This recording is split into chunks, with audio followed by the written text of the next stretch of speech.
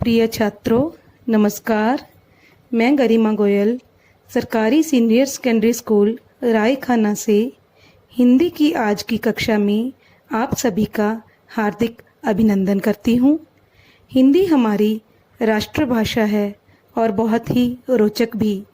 ये अनेक विधाओं का एक गुलदस्ता है, जिसमें से मैं आज आपके लिए एक कहानी लेकर आई हूँ जिसका शीर्षक है दो हाथ। सर्वप्रथम हम इस कहानी की लेखिका के जीवन से परिचित होंगे। इस कहानी की लेखिका हैं डॉक्टर इंदु बाली।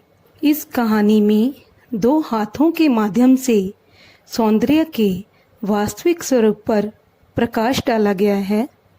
सौंदर्य का एक रूप कर्म करने में विद्यमान है। ईश्वर ने हमें दो हाथ दिए हैं, मात्र सजाने के लिए नहीं। हाथों का वास्तविक सौंदर्य तो काम करने में ही है। फिर भले ही वो खराब हो जाएं, खुरदरे हो जाएं, इससे कोई अंतर नहीं पड़ता। इसी संदेश द्वारा लेखिका ने लोगों के मन की दुविधा को दूर किया है। जैसे कि बिन माँ की बच्ची जो नीरू है, उसे घर का सारा काम करना पड़ता है और जिसके कारण उसके हाथ खराब हो गए हैं और वो कुंठाग्रस्त रहती है। परंतु जब कॉलेज में वार्षिक उत्सव के समय उसे सभापति जी की ओर से विशेष इनाम मिलता है, तो उसे हाथों का वास्तविक सौंदर्य समझ में आता है। इस प्रकार लेखिका कर्म के सौंदर्य की अमूल्य कीमत का संदेश बच्चों तक पहुंचाने में पूर्णतः सफल रही हैं। प्रिय छात्रों, इसी के साथ हमारी कहानी दो हाथ का पहला दृश्य शुरू होता है, जिसमें नीरू बर्तन साफ कर रही है और साग काटने में मग्न है। घर का काम और कॉलेज की पढ़ाई, बस यही उसका जीवन है। माँ का अभाव प्रायः उसे खला करता है। अपनी हम उम्र सहेलियों को जब देखती है तो उसके मन में टीस सी उठने लगती है कि काश यदि उसकी माँ होती तो वो भी बेफिक्र सी चहकती, गाती, झूमती और नाचती। यही सोचते हुए मशीन की तरह अपना काम निपटाकर पढ़ाई की किताबों में लेकर उनमें डूब जाती। कभी कभी पढ़ते और काम करते समय जब उसका ध्यान अपने हाथों की ओर जाता तो वो उदास हो जाती। फिर सोचती, मोर के पैर भी तो कुरूप होते हैं, इससे क्या होता है? सुंदरता में क्या वह मोर किसी से कम है? भगवान ने उसे सुंदर चेहरा दिया है। हाथों से दिन भर काम करेगी तो उनमें सुंदरता और कोमलता कहाँ से आएगी? कभी बर्तन मांजना, कभी झाड़ू देना, कभी चपाती सेकते हुए हाथ का जलना, बस हर पल काम और काम। रसोई का काम निपटाकर चुपचाप कपड़ों का ढेर धोना। किंतु रात को जब पिताजी उसके सिर पर हाथ रखकर कहते, मेरी बेटी थक गई होगी, तो पिता का हाथ अपार दुलार पाकर सभी अभाव भूल जाती। उनका प्यार भरा स्पर्श बड़ा सुखद लगता। कभी वह हंसते हंसते उदास हो जाती तो पिताजी झट से पूछते, क्या बात है मेरी रानी बिटिया, उदास क्यों है? कुछ नहीं पिताजी। अरे अरे, तुम तो रो रही हो, क्या बात है? नहीं नहीं, हाँ बस यूं ही मन भर आया था। बिना बात के तो मन नहीं भरता, कोई तो बात होगी। शायद माँ की याद आ गई थी। क्यों, ठीक है ना? नहीं तो ना, नहीं तो हाँ। और वह फूट फूट कर रो पड़ती। पिताजी सिर पर हाथ फेरते हुए कहते, शायद मैं तुम्हें माँ का पूरा प्यार नहीं दे पाया। उनकी आंखें भी डबडबा गई थी। नहीं नहीं, आप गलत समझे। वह तो जाने क्यों वैसे ही याद आ गई। भला आपसे अधिक प्यार कौन दे सकता है पिताजी? इसी समय नीरू को ध्यान आया कि अभी उसे ढेर सारा काम करना है। रसोई में सारे जूठे बर्तन पड़े हैं, चूल्हा भी तो लीपना है, कल के लिए कोयले तोड़ने हैं। इस बार लकड़ियाँ इतनी मोटी हैं कि रोज कुल्हाड़ी से उन्हें छांटना भी तो होगा। उसे याद आया उसे माँ घर का कोई काम नहीं करने देती थी। अब कभी माँ का हाथ बटाने के लिए कुछ करना चाहती, माँ कह देती, यह सब काम तेरे करने के लिए नहीं है, हम अनपढ़ औरतें तो जानवर होती हैं। और माँ अपने हाथ खोल कर दिखाती। खुरदरी उंगलियां, कटी फटी चमड़ी और टेढ़े मेढ़े नाखून। नीरू को जाने कैसे लगता वह अपने सुंदर हाथों की कोमलता में एक प्यार का सपना बुनने लगती। माँ कहती, तुम्हारी उंगलियां ककड़ी की तरह कोमल हैं। इन 5 उंगलियों में 5 अंगूठियां डालूंगी, मेहंदी रचाऊंगी, कलाई को चूड़ियों से सजाऊंगी। और माँ उन्हें गहराई से चूम लेती, अपनी गालों पर घुमाती। पर अब नीरू जैसे ही अपने हाथों को देखती उसका सपना टूटने लगता। मन की गहराई में जाने कैसे तूफान घिरने उभरने लगते। काम करते हुए कई बार नीरू का ध्यान इस बात की ओर चला जाता और वह सोचती, क्या हमेशा हाथ ऐसे ही रहेंगे, पहले जैसे ना होंगे। अनजाने में वह अपने हाथों को साड़ी के पल्लू में छिपाने की कोशिश करती। जब उसे माँ की याद आती तो वो बेचैन हो उठती। अगले दिन रसोई में नीरू काम कर रही थी। पिताजी दफ्तर से लौटे थे और आते ही प्यार से नीरू को पास बुलाकर कहने लगे, आज से घर का सारा काम मैं किया करूँगा नीरू। नीरू बोली, यह कैसे हो सकता है पिताजी, मेरे रहते आप काम करेंगे? क्यों नहीं, तुम भी तो मेरे रहते अपना घर का सारा काम करती हो। ये बात अलग है पिताजी। नहीं बेटी, तुम बहुत भोली हो। चलो दोनों मिल बांट कर काम करेंगे, क्यों, ठीक है ना? तभी नीरू और भी जोर से रोने लगी और बोली, मेरी सब सहेलियां मेरे हाथों को देखकर हंसती हैं, कहती हैं तेरी शादी कभी नहीं होगी, तुझे कोई पसंद नहीं करेगा। चेहरे के सौंदर्य के बाद सबसे महत्वपूर्ण हाथों का सौंदर्य होता है। फिर किसी को शादी दासी या नौकरानी से थोड़े ही करनी है। लड़कियों के हाथ तो अवश्य ही सुंदर, कोमल, संदिग्ध और चमकीले होने चाहिए। और वो भी जाने क्या क्या कहकर मेरा उपहास उड़ाती हैं पिताजी। जाने कौन ये सब व्यर्थ की बातें तुम्हारे दिमाग में भरता रहता है। सब पगली, ये देखो नीरू, काम करने वाले की शोभा उसके हाथों से आंकी जाती है। अपने हाथ से काम करने वाली लड़की तो शक्ति और संपन्नता का प्रतीक होती है।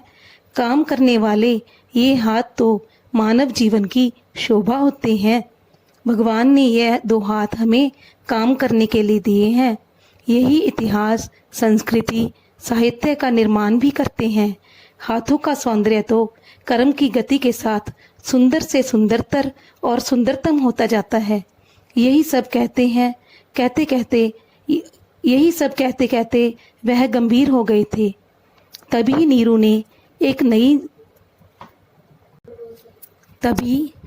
में एक नई जागृति आ गई और वह उमंग से भरकर कहने लगी, सच पिताजी, आप ठीक कहते हैं।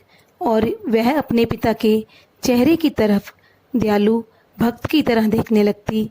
उसके चेहरे पर ऐसा भाव उदय होता कि जिसकी गहराई में रहस्य से नीरू का अंतर्मन प्रकाशित होने लगा था।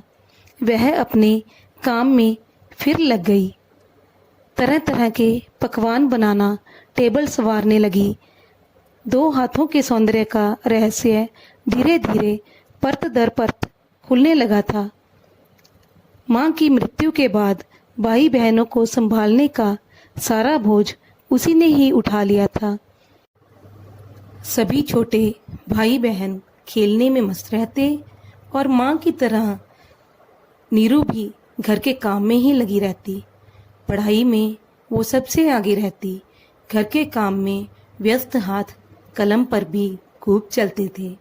कल कॉलेज में वार्षिक उत्सव था और उसे ढेरों इनाम दिए जाने वाले थे। बच्चों, पता है वो इनाम उसे किन किन क्षेत्रों में मिलने थे। उसे पढ़ाई के साथ साथ संगीत, चित्रकला और खेलों में भी ढेरों इनाम मिलने वाले थे। पर ना जाने क्यों आज उसे रह रहकर माँ की याद आ रही थी और मन फिर उदास हो जाता। रात भर अजीब अजीब सपने देखती रही, पर उनमें माँ का सपना देखा कहीं भी नहीं था। अपना सपना जैसे कहीं खो गया था। वह चौंक चौंक कर उठती रही, रह रहकर अपने हाथों को टटोलती, स्पर्श करती और फिर शर्मा जाती। उसके कॉलेज की सभी लड़कियां हफ्तों से अपने नाखूनों की सजावट में लगी थी। उसकी समझ में नहीं आ रहा था कि वो इन हाथों का क्या करे। 2 हाथ, 2 हाथ, 2 हाथ, हर तरफ कमल रूपी सुंदर सुंदर 2 हाथ दिखाई दे रहे थे। सारा आकाश मानो जैसे हाथों से भर गया था। पर वह अंधेरा कैसा? वो घबरा गई। उसे उस अंधेरे में कुछ भी दिखाई नहीं दे रहा था। उसका दम घुटने लगा था। तभी उनके मध्य उदित होते 2 कटे फटे, मैले, धब्बेदार, टेढ़े मेढ़े नाखूनों वाले, आटा लगे, कहीं से जले, काले पीले बदशक्ल 2 हाथ। बच्चों, आपको पता है वो हाथ किसके थे? सही पहचाना, वो हाथ नीरू के ही थे। पर अजीब बात है, उन 2 हाथों के उदित होते ही सारा वातावरण जगमगा उठा, जैसे सूर्य के आने से अंधकार दूर हो जाता है। सुंदर हाथ तारों के समान कहीं खो गए थे। नीरू यह अनोखा सपना देख फिर सो ना पाई। उसके मन में अजीब सा उद्वेलन होने लगा। प्रातःकाल का समय व्यस्तता का समय होता है। बच्चों, जब आप सुबह स्कूल जाते हो तब भी वैसा ही होता है ना। हर तरफ जल्दी जल्दी और भाग दौड़। कोई कुछ मांग रहा होता है तो कोई कुछ मांग रहा होता है। बस समय जैसे भाग रहा था। नीरू किसी तरह सारा काम निपटाकर तैयार हुई और कॉलेज जा पहुंची। पर जल्दी जल्दी में वो हाथ धोना तो भूल ही गई। उन पर तो आटा लगा हुआ था। हॉल में उत्सव था और वहाँ पहुँचने के बाद उसे याद आया, पर अब क्या हो सकता था। सभी पहुँच चुके थे। सभापति भी आ चुके थे। भागते भागते वह अपनी निश्चित कुर्सी पर जा पहुँची। तब सभापति भी उसे देख रहे थे। सभापति के स्वागत के बाद इनाम बंटने आरंभ हुए। नीरू का नाम बहुत ही सम्मान और तारीफों के बाद लिया गया। बड़े चाव से भागती हुई वह स्टेज पर गई, पर इनाम लेने के लिए ज्यों ही उसने हाथ फैलाए, शर्म से उसके हाथ कांपने लगे और आंखों में आंसू आ गए। इनाम बंट जाने के बाद सभापति ने कहा, एक विशेष इनाम देने को मन चाह रहा है। वह इनाम है उस लड़की के लिए जिसके हाथ कॉलेज में सबसे सुंदर होंगे। निर्णय जजों पर छोड़ा जाता है। इतना सुनना था कि सुंदर सुंदर हाथ अपने अपने को संवारते आधम के। आज सभी लड़कियां बहुत खुश थी। उनकी किस्मत जाग उठी थी। कोई मूल्य डालने वाला तो मिला, पर नीरू मौन सिर झुकाए खड़ी थी। इतनी उदास और शर्मिंदा तो वो पहले कभी नहीं हुई थी। उसे ऐसा क्यों लग रहा था? क्योंकि उसे लगा कि उसे तो इनाम मिलेगा ही नहीं, क्योंकि उसके तो हाथ गंदे हैं। इसलिए उसे ऐसा लगने लगा कि जैसे कोई भयंकर विस्फोट होगा और वह धरती में ही समा जाएगी। सभापति ने निर्णय सुनाया तो सभी चौंक गए। वह कह रहे थे कि नीरू के 2 हाथ मुझे पिछले 4 घंटों से अपने अपूर्व सौंदर्य की ओर आकर्षित कर रहे थे। आज मैंने जाना, सुंदर हाथ कर्म करने से सजते हैं। कर्मशीलता ही हाथों की शोभा होती है। वह जीवन का बाह्य नहीं, आंतरिक सौंदर्य और श्रृंगार है। वह हाथ कितने सुंदर हो सकते हैं जिन्हें कर्म साधना में अपनी ही होश नहीं और जो केवल दूसरों की सेवा में लगे हैं। हाथों पर लगा आटा, काले पीले जले निशान, स्थान स्थान से कटे फटे, नदी नालों सम बहता अद्वितीय अलौकिक सृष्टि का अपार सौंदर्य मानो यहीं आकर समा गया हो। सभापति जी को ऐसा लगा कि सबसे सुंदर हाथ तो नीरू की ही है। क्यों है? क्योंकि वो दूसरों के काम में इतनी मशरूफ़ हो गई कि उसे ये भी नहीं याद रहा कि मुझे आटा लगे हाथ धोने भी हैं। ऐसे सुंदर हाथ तो सभापति जी ने कहा कि उन्होंने पहले कभी नहीं देखे। यह कहते कहते सभापति समस्त हॉल में बैठी लड़कियों की तरफ देखने लगे, जैसे उनकी आंखें कहीं दूर खो गई हों। नीरू इनाम लेकर लौट रही थी। वह बहुत खुश थी। धरती सम गंभीर सागर सी अपार थी उसकी खुशी की उपलब्धि। उसने अपने हाथों की ओर देखा। उसे आज से दोनों हाथ बहुत सुंदर लग रहे थे। साथ यह भी उसके मन में आया कि सौंदर्य का केंद्र बिंदु कहाँ है। बच्चों, इसी के साथ हमारी ये कहानी समाप्त होती है। हमें इस कहानी से शिक्षा मिलती है कि काम करने वाले हाथ ही सबसे सुंदर होते हैं। हाथों की सुंदरता मात्र उन्हें सजाने में नहीं है, उनका वास्तविक सौंदर्य तो कर्मशीलता में ही है। हम अब इसके अभ्यास के प्रश्न उत्तर करेंगे। मैं जानना चाहती हूँ कि आपको कहानी समझ में भी आई कि नहीं। तो आपसे मैं प्रश्न पूछती हूँ कि पहला प्रश्न है, नीरू की दिनचर्या क्या थी? सोचिए सोचिए। शाबाश। नीरू की दिनचर्या यही थी कि जैसे झाड़ू मारना, पोछा लगाना, खाना बनाना, बर्तन साफ करना, छोटे भाई बहनों को पढ़ाना। हमारा दूसरा प्रश्न है, नीरू को प्राय किसका अभाव खलता था? किसका खलता था? शाबाश। नीरू को प्राय अपनी माँ का अभाव खलता था। तीसरा प्रश्न, नीरू अपनी हम उम्र सहेलियों को देखते तो क्या सोचती कि उसे क्या महसूस होता था? उसे लगता था कि अगर उसकी माँ आज जीवित होती तो वह भी अपनी सहेलियों की तरह हंसती खेलती और मुस्कुराती। हमारा चौथा प्रश्न है, पिता का दुलार पाकर नीरू क्या भूल जाती थी? पिता का दुलार पाकर नीरू अपनी माँ का अभाव भूल जाती थी। पांचवा प्रश्न, नीरू ने पढ़ाई के साथ साथ अन्य कौन कौन से इनाम जीते थे? कहानी में हमने पढ़ा था ना, बताइए कौन कौन से इनाम जीते थे? जी, नीरू ने संगीत, चित्रकला और खेलों में भी ढेरों इनाम जीते थे। छठा प्रश्न, कॉलेज की लड़कियां हफ्तों से किसकी सजावट में जुटी थी? कॉलेज की लड़कियां हफ्तों से अपने हाथों और नाखूनों के सजावट में जुटी थी। अगला प्रश्न, सभापति ने कौन सा निर्णय सुनाया? सभापति ने निर्णय सुनाया कि काम करने वाले हाथ ही सबसे सुंदर हैं और वो हाथ किसके हैं? नीरू के। अगला प्रश्न, घर लौटते समय नीरू खुश क्यों थी?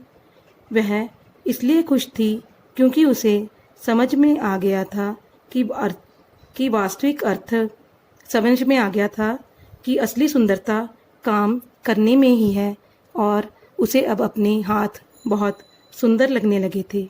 इसी के साथ हमारी ये कहानी समाप्त होती है और अभ्यास भी संपूर्ण होता है। आशा करती हूँ आपको सारी कहानी समझ में आ गई है। धन्यवाद।